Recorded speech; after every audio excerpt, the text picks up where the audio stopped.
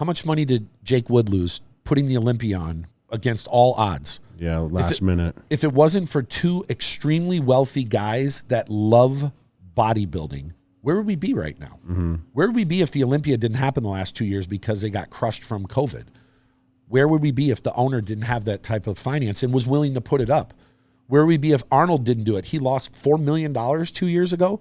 Last year, he did a show with no expo, no nothing. He raised the prize money knowing he was going to lose. So for me, I feel like nobody is coming to bat for him. And if it wasn't for him, none of us would fucking be here.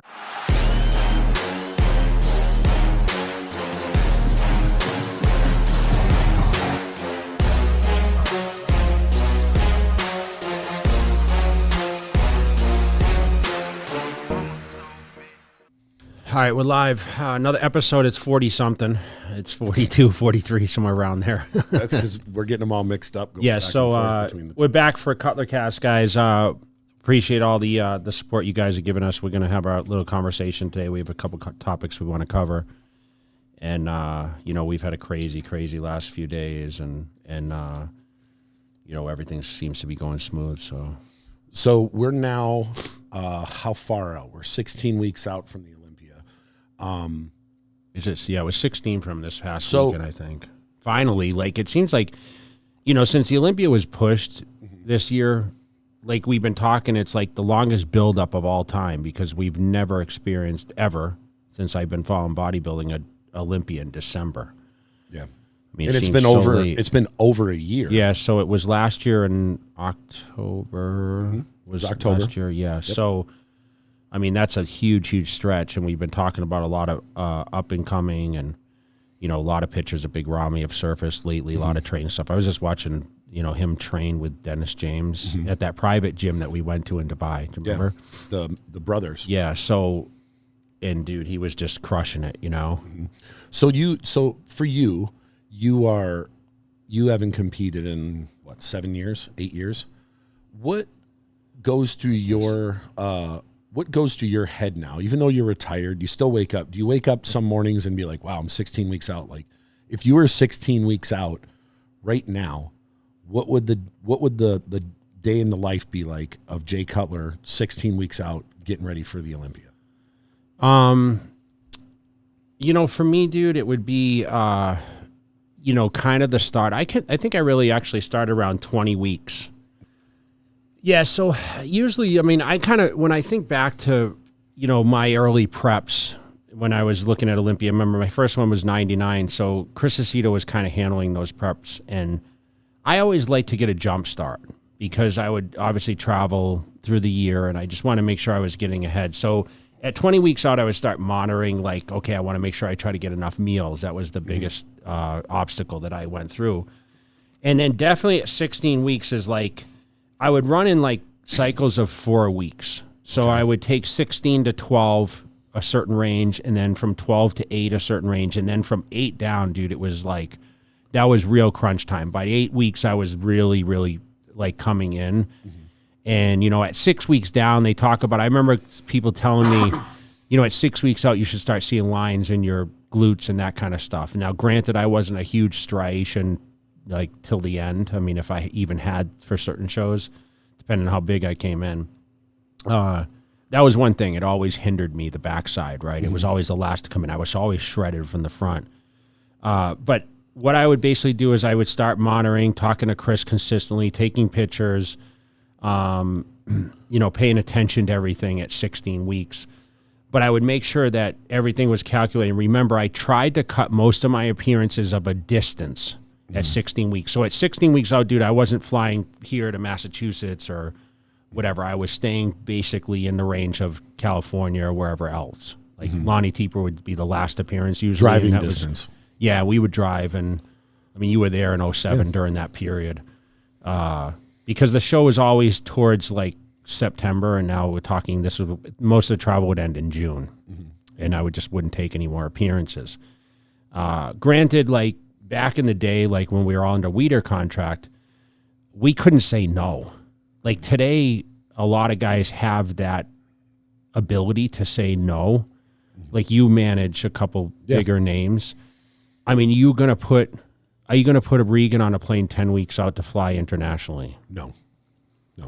I mean, look, we did this last year. I don't know if you remember or not, but this last year he competed in Egypt, and he had an expo the same weekend. And that expo was in the books before he decided to do the show. So that wasn't on them. It was on him for saying, I want to do this show that Sunday, but it's like, well, you're already booked for this. You've been booked for this 6 months in advance.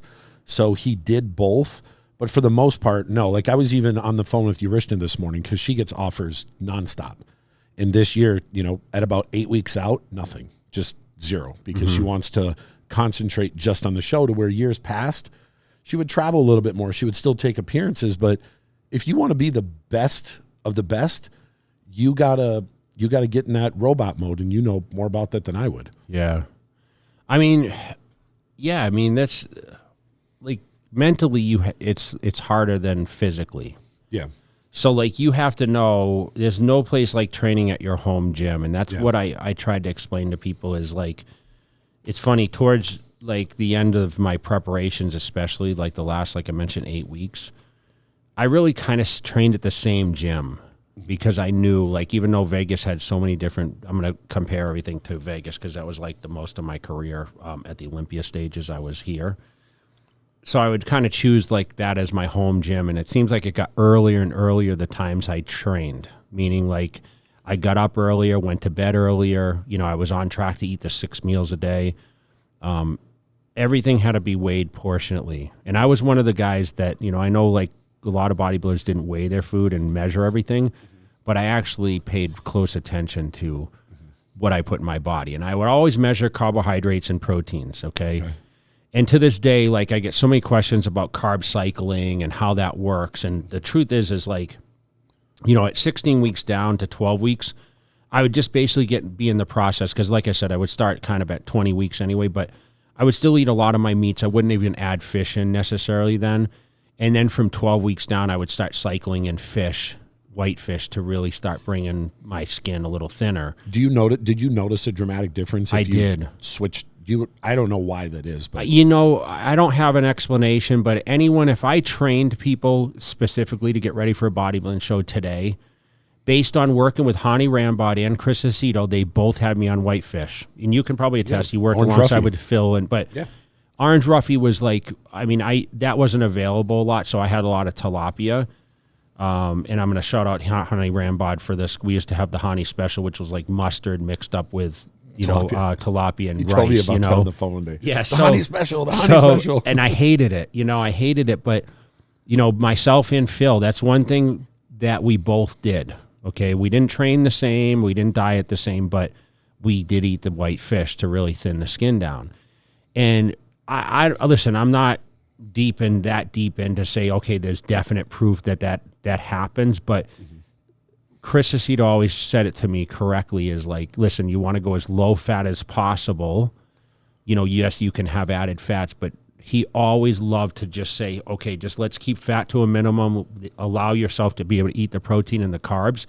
And that allowed me to eat more carbohydrates. Now, granted, some people's metabolism, they need the fat to really kind of stunt their metabolism a little bit because it gets too fast, right?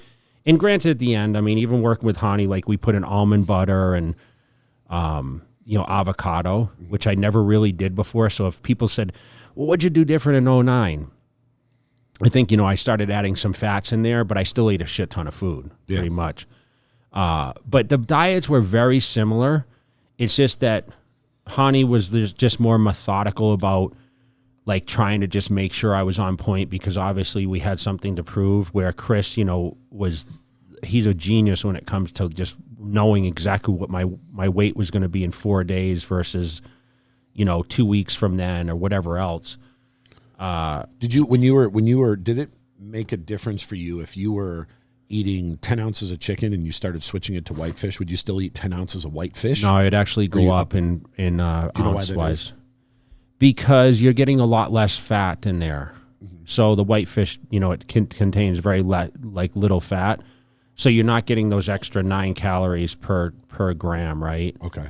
So basically, I always wondered that. Yeah. So if I was eating 10 ounces of chicken, you know, he would have me on like at least 12 to 14 ounces of fish. I remember Phil. I could have swore Phil was doing. I was doing a pound of fish every meal. Yeah, I was going to say 16 ounces. I thought of whitefish. Yeah, cod or but it went right through you. It digests super fast. Yeah.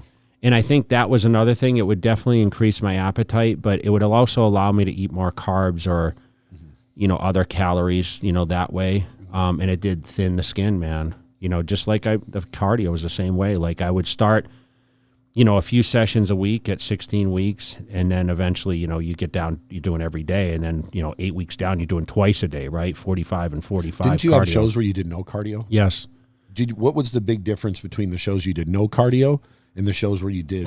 You know, I have this theory, you know, if you train faster and more frequent, you can avoid doing the cardio training, but it's very hard for people to train with that much intensity, that much shorter rest periods between, and training twice a day. Like when I trained twice a day back early on, like 2000, 2001, 2002, I barely did any cardio. Like I remember like being like, Chris, I want to do 20 minutes of cardio. He's like, okay, be careful. Don't shrink, you know, because he knew, okay, I was training twice a day. I was doing saunas twice a day.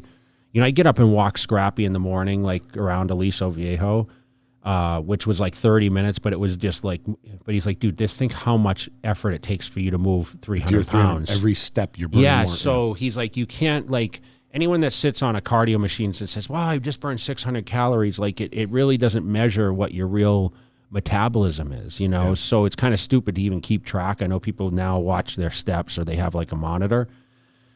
But for me, it was just kind of a touch and feel. And, you know, when I worked with Hani, I ended up doing, you know, 2 45-minute sessions a day. And he was like adamant about being on the stairs and everything else. And granted, 2009, I looked my best, right? Yeah. I had in years. But 2001, dude, I did no cardio at all. Yeah. Zero. Just twice a day training. Twice a day training. But I got ready at 14 weeks out from the 01 Olympia. Like I started at 20 weeks. By 14 weeks out, I was really, really cut. I was in great shape. So it kind of allowed me to be able to eat and fluctuate back and forth. So I had like a high, low, medium carb day. So the days off would be low, 400, low carb day. Which is high for some people. Medium would be around 650. And then the highs would be 1,000. Okay. And it actually got to the point when you get 8 weeks out, my metabolism was so fast, I was on more high days than I was. So I would basically go on a 2-on, 1-off training cycle, okay? Mm-hmm. So I'd like do 2 high days in a row, 1,000. Then I'd go down to 400 on the low day and then go right back to high. And that swing of those fluctuation, it crazy changes your body. Because think about it, your body thinks it's absolutely starving, you know? Yeah. Did you, now for you, like on a mental tip, how did you feel different between the 1,000? What's up, man? Perfect timing. You bringing us checks or what? No, we're broke. So how do you feel dramatic difference? You know, some people go on low carbs and they feel like death. When you went down to 400, dude, I felt like shit. 400? Yeah. God. Because that swing, dude, think about it. You go from 1,000 to 400. That's a huge swing. But it's still 400. I feel like I'm dying. You know what I mean?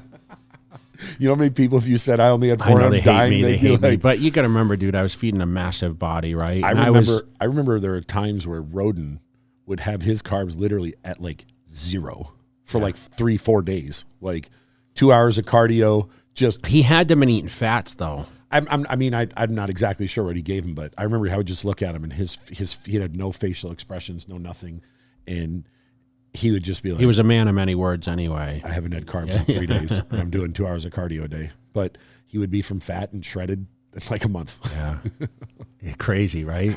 So you going back to the carb cycling stuff. Do you think today's guys take it extreme as you did? No, I don't.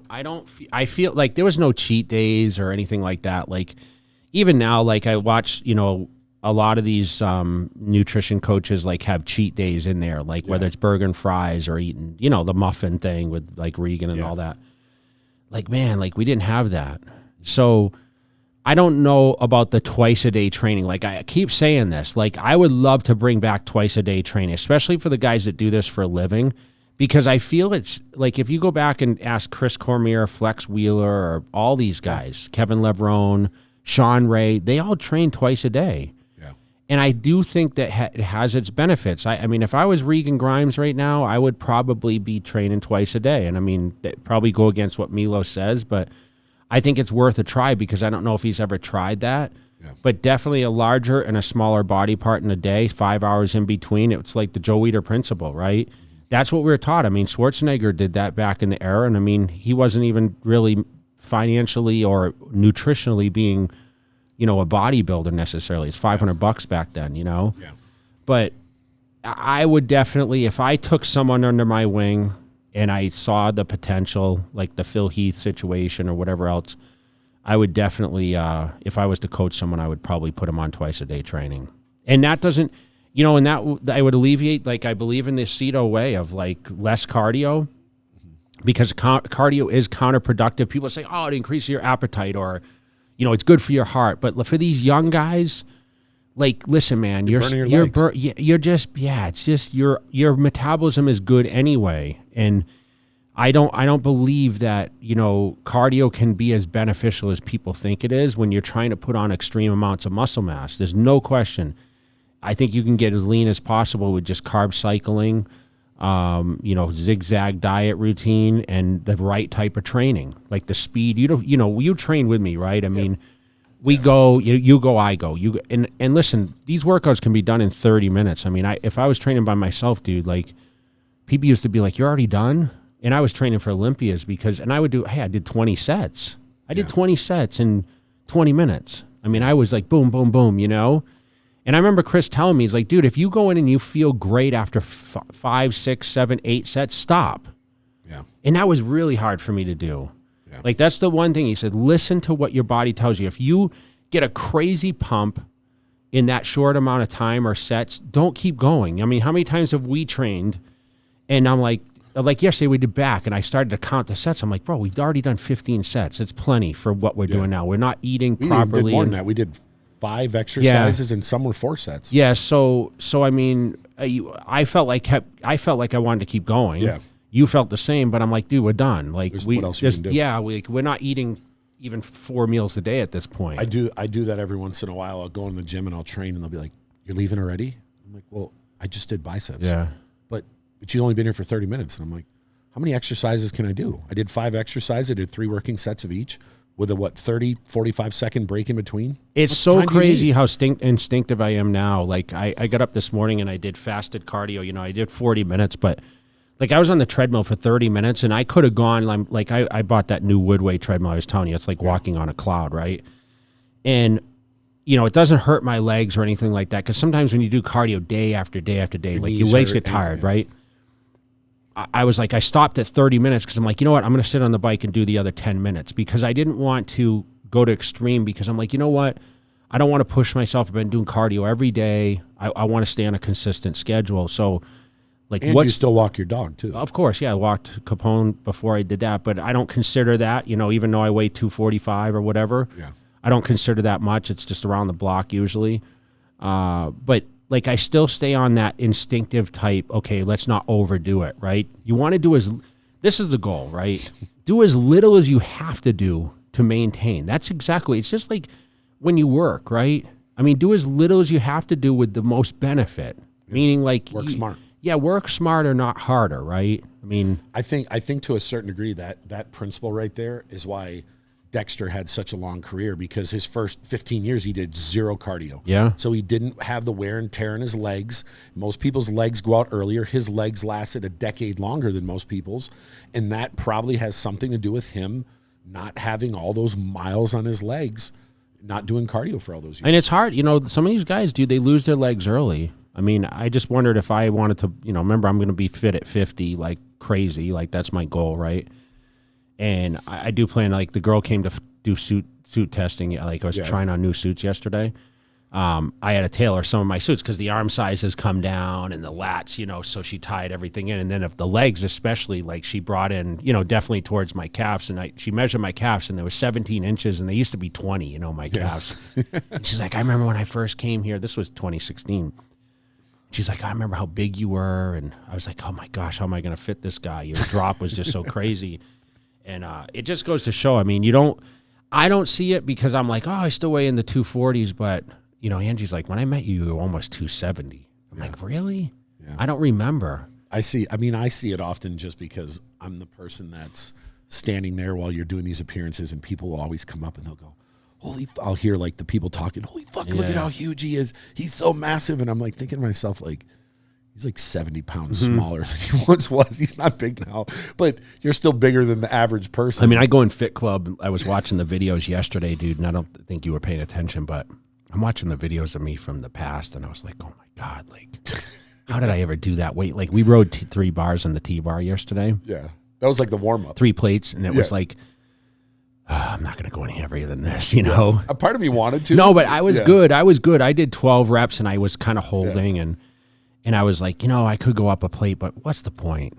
It fucks with my head. What's funny, though? You know what I noticed yesterday? I'm going to call you out. Oh, boy. So we did seated rows. Yeah. And I said, okay, 160. And, dude, you bumped right up to like 200s. Yeah. And then I noticed you dropped back down to 160. Why? Because my hand was slipping. And I was like, and my hand was sweaty, which I've told you before, like I have this like weird grip strength where if I can get my fingers around it, I can hold it. It's a hook, but for whatever reason, my hands were sliding and it kept digging in my finger. I was like, fuck, I can't do this much weight today. So I'm like, I have to go back down. Then it was, because I'm like, dude, what a pussy. I was like, I went up to 180, I don't know if you noticed, but because I did 3 sets. So it was like 160, 180. And I didn't go to 200 just because I did 2 sets. I did but I was surprised. I'm like, I didn't even ask you. I didn't say, hey, why'd you drop down so much? I did the 200 for 10 and I had this, like I said, they dug into my hand and I'm like, this shit hurts. So I'm like, all right. So I still battle this when I go train. You still have an ego. Yes. I still look at the weights and I'll be like, I'll grab the 130s. I'll grab the 140. Like I want to. And then the part of me is like, why? You've done it a couple of times with chest. I'm like, you can't do those 130s. And you're like, of course I can. And then you end up tweaking something. You're like, fuck, why did I do that? That one day, see, you're the voice of doom. You're just bad luck. That one day we're in the gym training and I go to grab the 125s. You're like, don't do it. Don't do it. And I'm thinking, it's 250 pounds. Like, that's not a big deal. I can still do them 15, 20 times. Yeah. And I remember I did it, whatever.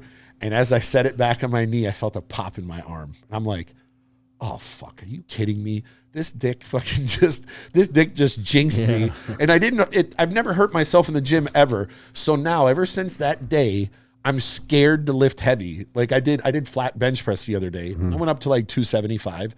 I did it like 10 times, 2-3 sets of 10 times. And I'm like, should I go to 315? I'm like, the voice of doom's in the back. And I hear the voice of doom, like, you're going to hurt yourself. I wasn't with you. You're going to hurt yourself. You're going to hurt yourself. So now I'm like, I go to the gym and I'm like, I'm going to do whatever pussy workout I can do. I'm just going to get it in because I don't want to hurt myself because as you get older, you can hurt yourself. And what do I need to lift those heavy weights for?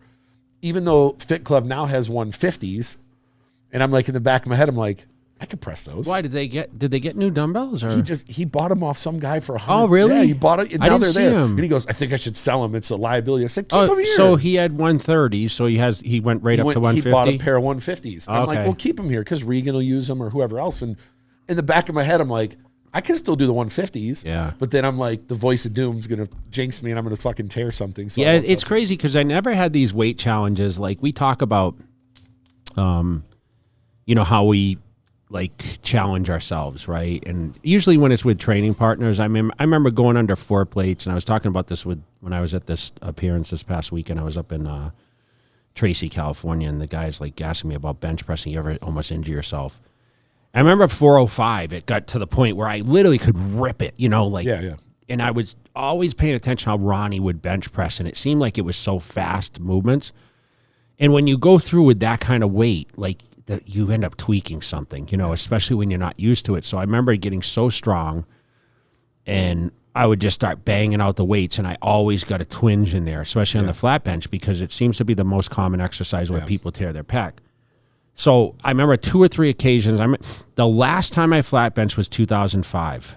And I remember specifically I was at the Gold's Gym on Sahara and Decatur, which is now closed. And I got under that bench, man, and 405, I started ripping on like the third rep. I felt the twinge. I racked it, and that was the last time I ever got under a flat bench barbell, ever.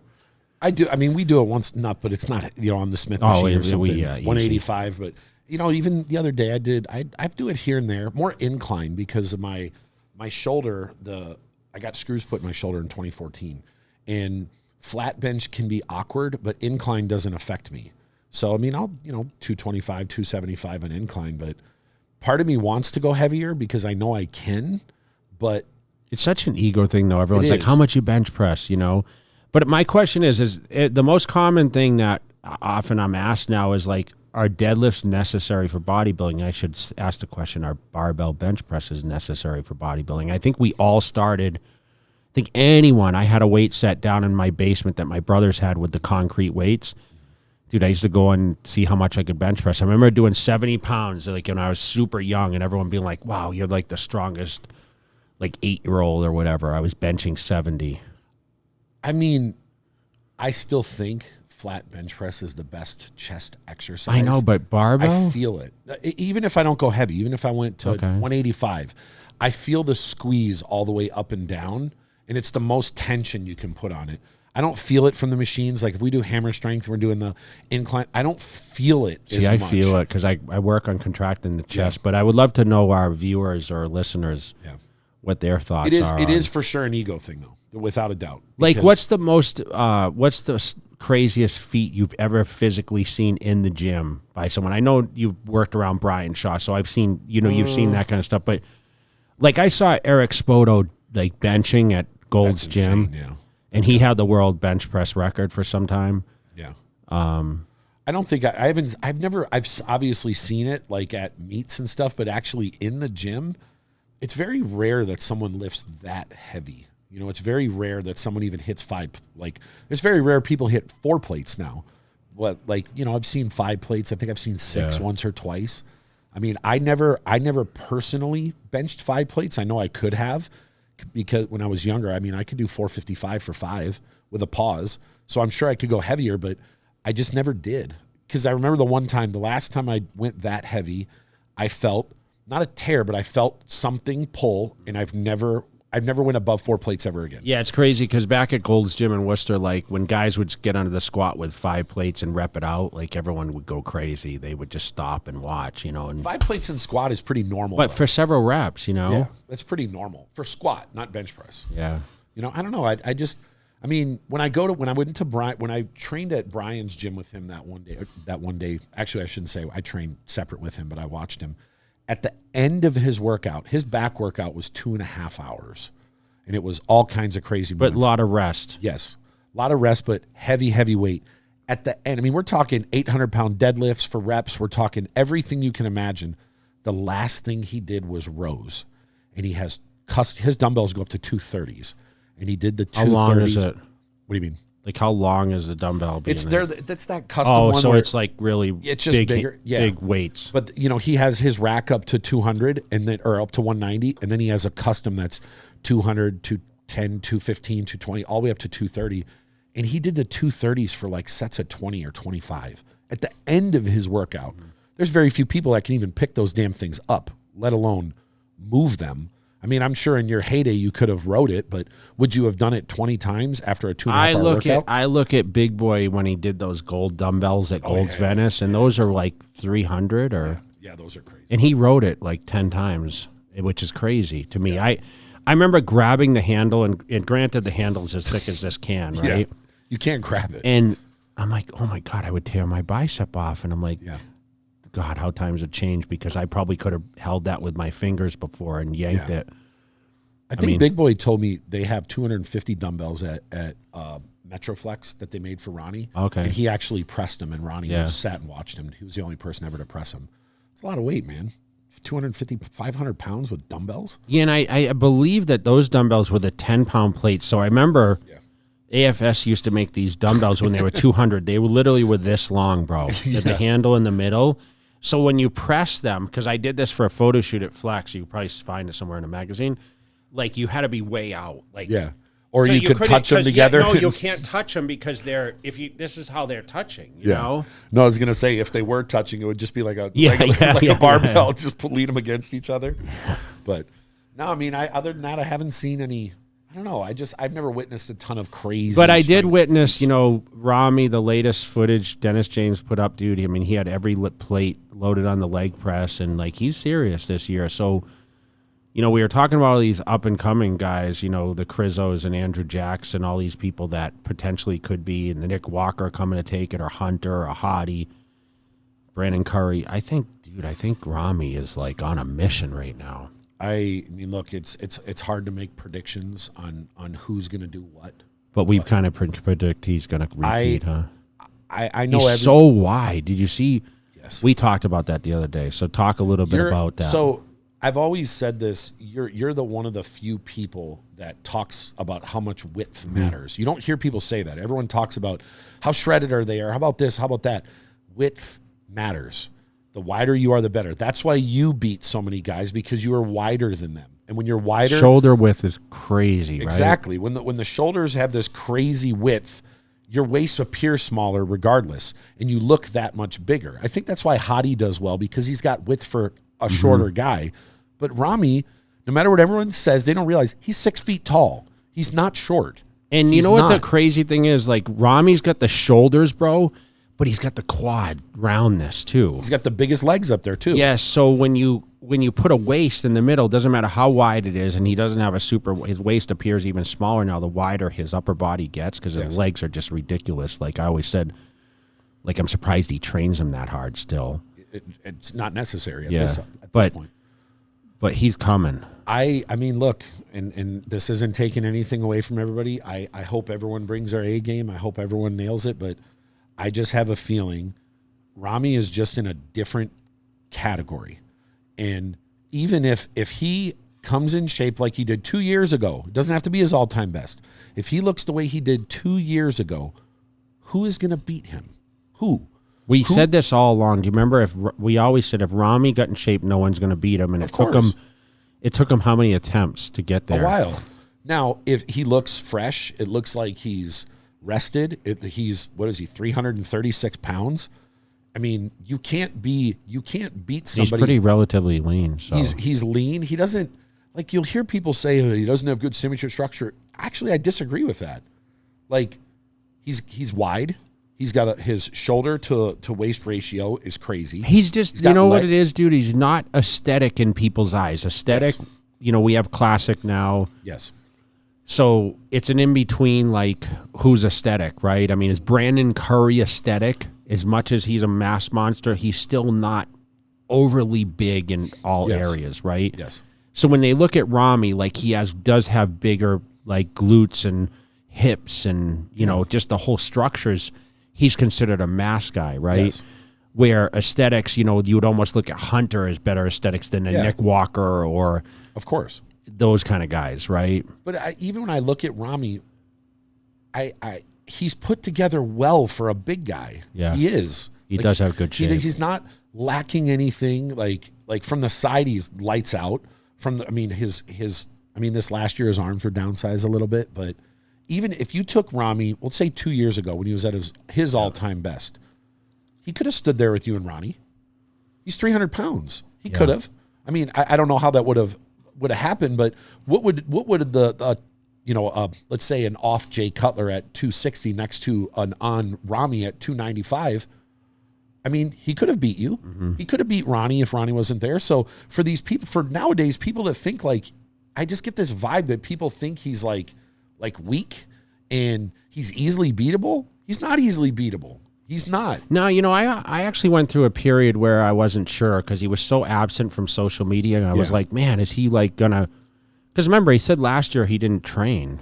Yeah. So I'm like, oh, is he just gonna try to pull this together again? But it seems like now, like he's like, listen, I have been training, and I've been active on social. I think Dennis James going out there and putting him on social was great. It'll help. I think it's going to hype it up a little bit, and especially being 4 months out. Yeah. The question is, when's he come to Arizona, and then end up in Las Vegas? I mean, hey, I'm going to say this, and I know I'm sure I'll get flamed for it, and everyone will get all pissed off and upset or whatever, but I really think Ramy is going to win handily, and 2nd through 10th is wide open. A guy like Nick Walker could come right in there and be the guy compared to him, or a guy like Andrew Jack could, or a guy like Hunter could, or Hottie could, or Samson Dowda could, or Brandon Curry could, or William Bonnick is back to what he looked like before. Who's this? Any one of these guys? Nathan Diasha, who's going to be back in the Olympia stage for the first time in 3 years. There's a lot of guys there that can legitimately fight to win. I just don't know if anyone can overtake Ramy at this point. If he's in shape, it's over. It's not. Nobody's good enough to overtake him in shape. But after that, it's wide. That's just my opinion, and I know everyone else, might have a different opinion, but we'll see. All right, well, let's talk a little bit about this Arnold Classic controversy a little bit. What do you think before I make an ad? I want to hear your spiel on it. So just kind of give an overview of what's happening here. So because you're kind of close to this. So the Arnold Sports Festival decided not to bring back 4 divisions, and the reality is the 4 divisions they didn't bring back. One was women's bodybuilding, which they did not. I think they removed women's bodybuilding about 8 years ago. They didn't bring back 212, which I remember Bob Lormer telling me when he wasn't going to bring it back. That was about 5 years ago. They didn't bring back women's physique, and they didn't bring back figure. So they have 3 men's divisions and 3 women's divisions. And I know a lot of people have got emotions about this because they assume that because it's the Arnold, they should automatically have every division. But the Arnold's an invitational. He's a private promoter, just like any other promoter out there. He's in it because it's a business to make money. The divisions that, and this is my opinion, the divisions that were removed because they're not getting a ROI on those divisions. Okay, so what's the removed divisions, by the way? The removed divisions were women's bodybuilding, women's physique, 212, and figure. Okay. So these particular divisions are not getting the sponsor. The sponsors are not supporting it on a financial level. Yep. The fans don't support it as much as they want to say they do. They don't. They don't show up to these shows and buy tickets. They don't promote buying the streams. And I know there was a bunch of people online that were all of a sudden, I can't believe they're doing this, and they're so upset that these divisions are getting cut. Which one of these, like whether it was an Instagram page or a website or an athlete, which one of these people in the last 2 years have promoted any one of those divisions?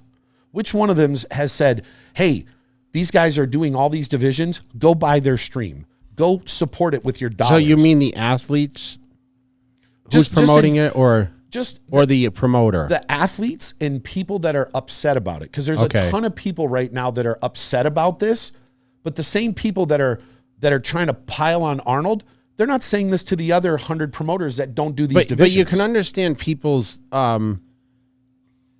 it's just unclear because they don't actually see those numbers, right? Of course.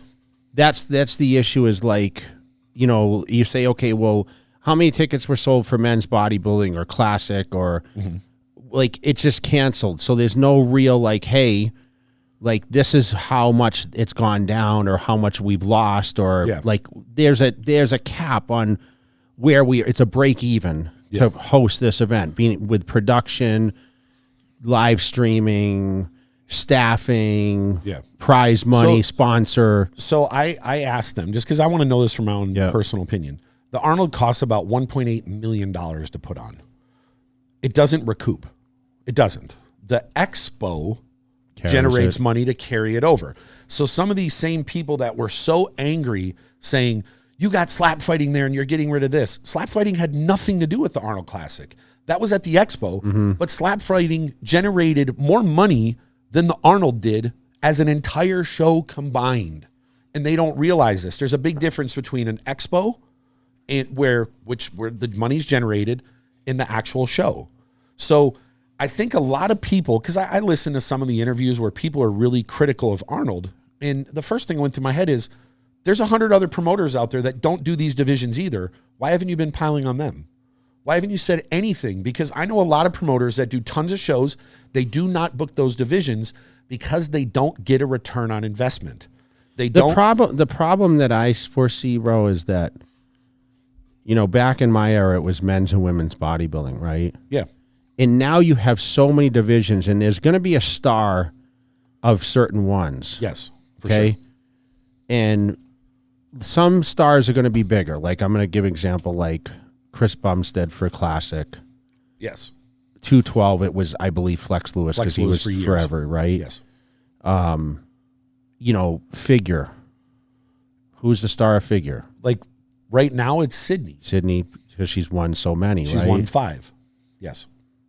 But if you look at Figure, and this is just, I'm just saying this from what I see, when Candace and Nicole Wilkins and Sid and Latoya were battling, it was a big deal. And those girls have massive followings. And when they retired, other divisions came in as well. Now you got women's physique. So some of those Figure girls that might have been a little too big, they went over to women's physique. Some of the girls that weren't as good that didn't fit the figure might have slimmed down to bikini, or now they might do wellness. So what's happened is you can't expect all of these divisions to keep flourishing at every single show when it's watered down, and a lot of the girls because of the the top girls don't compete. If maybe one does, yes, but then it kind of falls off. But that's not the athlete's fault, you know, that the popularity. But remember, it's an invitational. So the confusion is it's invitational. They're inviting who they want to invite, right? Yes. They choose who they want to. They choose what they want to do. Yeah. Now I think I think that's the argument, right? Well, yeah, but they can choose just like any other promoter can say. You know, there was a pro show this last weekend here. They had wellness. Yeah. They only had wellness. You know, I didn't see anybody upset that they didn't have the other 7 divisions. And that's just the reality of it. Promoters have to be able to make money. You know, like when you look at, I'm going to use Figure, for example, because they were talking about Figure. And me personally. The problem, I'm going to tell you the issue. Okay. They had it before, and now they've taken it away. Of course. But you know what? They got rid of women's bodybuilding 7 years ago. They got rid of 212 5 And you heard years a ago. lot of complaints about it. Did. But at the end of the day, the promoter has to do what's best for. Well, remember, they picked up also Classic Physique. Yep. Men's physique. They picked up, well, no, wellness. I mean, yeah, so they added, like, Classic Physique just came out a few years ago, so something has to give. Yeah. And Classic has now risen, right? Yeah. And unfortunately, it diminished some of the return probably on the other divisions. So let's I'm going to use Figure as an and now example. wellness is cutting into, of course, Figure, because they have massive stars as well, and they sell. Sponsors want to be involved. They sell tickets. Everyone's crazy about wellness right now. So we're going to use Figure, and anyone who knows me knows I want to see all the divisions. I'm a fan of everyone. But sometimes you have to take a step back and understand it from the promoter's perspective. Business, yeah. Figure costs over $50,000 for them to put on. They got to pay a sanction fee. They got to fly the girls in. They got to put them up. I think they gave $24,000 away. It's over $50,000. So if they add this in, and I'm just making the argument on that side from the business perspective. If you add another $50,000, you're already selling out. You're already doing all this. How do you recoup that money? Ticket sales. Yeah, but if the tickets are already sold out, if the main attraction is bodybuilding, is the main attraction. It's all in the same. So you're saying it's on the same time. It's on the same time slot. Now there's a whole nother thing that you have to look at, and we deal with this going to some of these shows. Some of these shows get so long, that people don't want to sit there for 5 hours. So you have to look and say, which I want to put on a show, whether it's for pay-per-view, whether it's for the fans and the attendance. Which divisions do they want to see? Which ones do they buy? Which ones do the company support? Which ones do the fan support? And you have to put those on. You know, and I'm going to say this, and I know it's going to upset people, and it's going to piss people off, but this is the reality of it. We go to shows all over the world. There's certain divisions, when they come on, what happens? Half the crowd gets up and walks off. I don't walk off because I like watching these divisions. I'm a fan of all the divisions, but you have to understand certain divisions do not draw the numbers. They don't draw the money. They don't draw this. So at some point, every other promoter in the world has decided which ones they're going to do and not do. And at some point, the Arnold Classic committee or whoever makes that final decision said, these are the 6 divisions that we feel comfortable with to put on the best show that the fans want to see, that the audience wants to see, that people will buy the streams, and these are the ones we're going to do.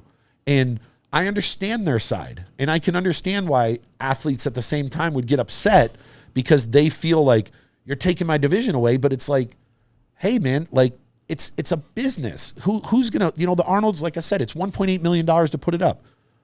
Where do you think this money comes from?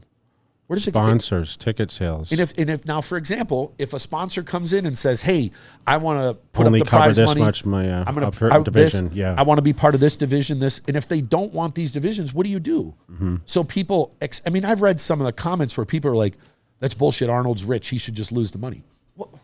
What kind of shit is that to say? No, just because he doesn't. I mean, if you put on another 4 divisions and you're losing $50,000 on each one, that's $200,000. Where's this coming from? Yeah, but we've dealt with the last couple of years where the expos suffered a little bit, right? Less booths are being sold, probably. Less companies are traveling because they work from, online location or whatever else. Yeah. So, like, they don't feel that it's necessary to be at a lot of these events. Look, it's not just the athletes and a lot of athletes aren't going to understand this. They look at it and go, "We're suffering." The promoters are suffering too. Mm-hmm. That Arnold, and I asked him this number, they lost $4 million in 2020 when the coronavirus happened. How much money did Jake Wood lose putting the Olympia on against all odds? Yeah, last minute. If it wasn't for 2 extremely wealthy guys that love bodybuilding, where would we be right now? Mm-hmm. Where would we be if the Olympia didn't happen the last 2 years because they got crushed from COVID? Where would we be if the owner didn't have that type of finance and was willing to put it up? Where would we be if Arnold didn't do it? He lost $4 million 2 years ago. Last year, he did a show with no expo, no nothing. He raised the prize money knowing he was going to lose. So for me, I feel like nobody is coming to bat for him. And if it wasn't for him, none of us would fucking be here. And that's the truth. Nobody would be here. Arnold helped pave the way for you and a lot of other guys. Think of what you did the first time you won some Arnold Classic money. What did you do? You bought houses, you bought this. It helped your life. So I think some people need to take a step back and go, instead of us pointing the finger going, look what he's doing, say, okay, let's talk about why. Why is this really happening? I know there was some conversation that the depth pool wasn't as good. And I know people can argue that, but that's true. It's not. It hasn't been for a while because other divisions are pulling the talent.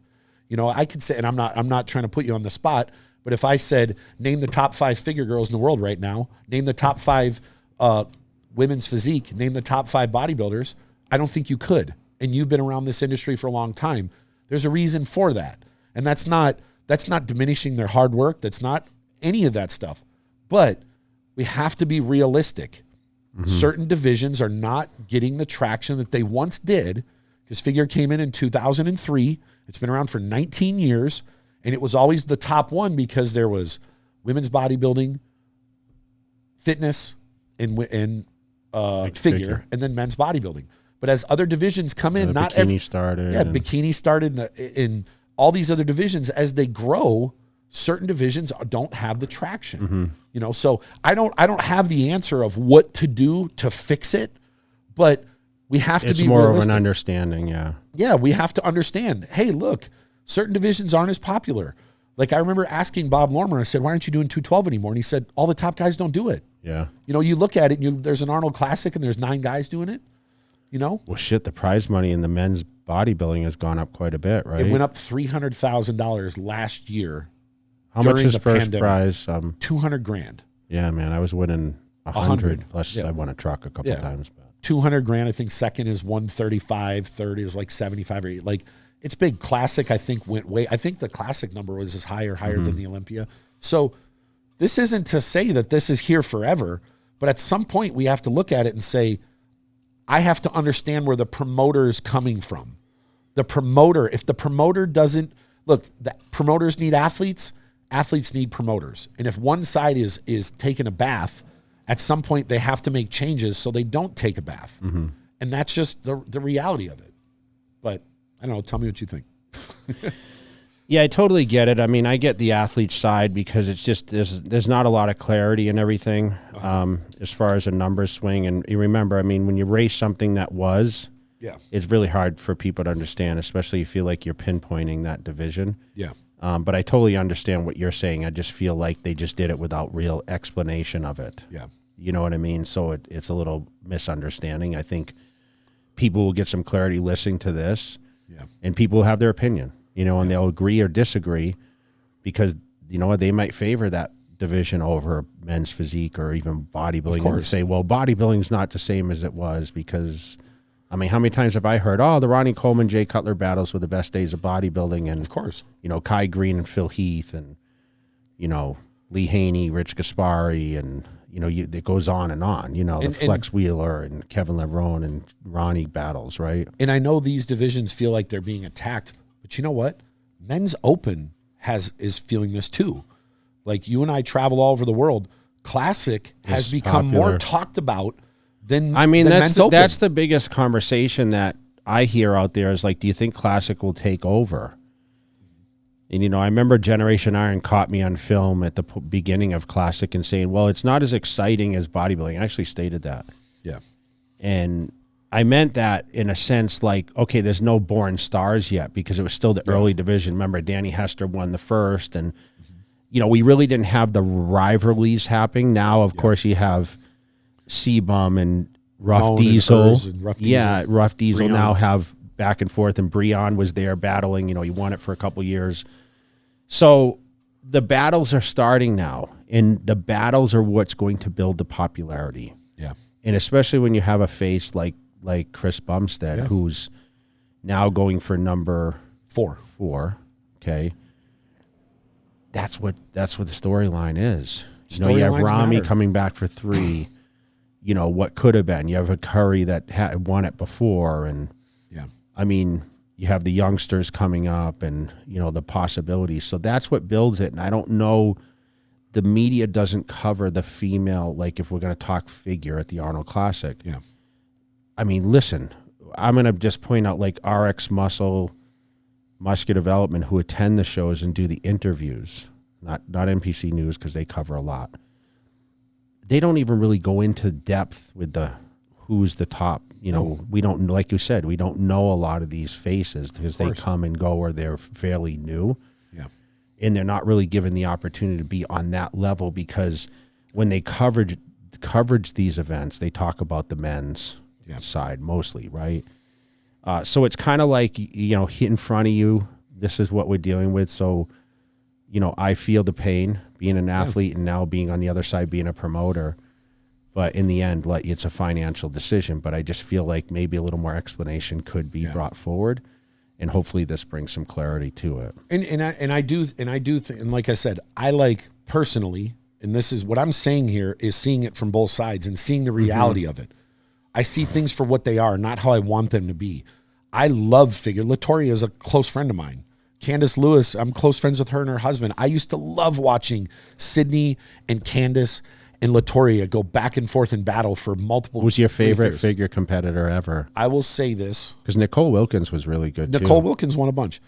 Candace Lewis has the most flawless physique that has ever walked across the stage of any division. She never won a big one. Latoria was the most cartoonish figure girl ever. But Candace is the most flawless. And she had, to this day, I haven't even looked it up. To this day, I guarantee you Candace Lewis has a larger following than any of the girls competing. And she hasn't been on stage in almost 4 years. What about Sydney, though? I mean, she's the most decorated at this point, right? She's the most decorated. She is. Sydney, in my opinion, just my opinion, she's just that much better than everybody because she battled with Candace and Latoria. And at the very end, she overtook them. There hasn't been someone that's came up that's really pushed her. So she's just on a pedestal. She's just on another pedestal. And, you know, what can you do? It is what it is. But you have to look at like I said, I'm going to go back to the popularity of divisions. Go look at the wellness division. It's only been around for 2 years. The largest following of any girl that competes is on that stage. There's multiple girls with over 1 million followers. Multiple. The top, but they're Brazilian, a lot of them. Some are Brazilian. You know, Urishna's from Puerto Rico. She's American. So you have you have 5 girls that have massive followings. Go to bikini. Almost all the top girls are verified. All of them have over, most of them have over 500,000, but they all have huge fan bases. So if you look at some of these other divisions, the girls don't have the similar fan base. And I don't know why that is, because I'm not in their camp. I'm not in their circle. I don't know if they're good on social media. You still book some of these girls? Yeah, of course. If I could ever put Andrea Shaw somewhere, I would. She's amazing. I love watching. In my opinion, she can be Miss Olympia for as many years as she wants. We just had Sydney at the event in Texas with us. I love Sydney's awesome. She's a great representative of the sport, and she's just the top girl in the game. And I don't think anyone's close to her. But in the women's physique side, I'm not familiar with a lot of the girls. Obviously, we knew who Shanique Grant was, and she has a massive following.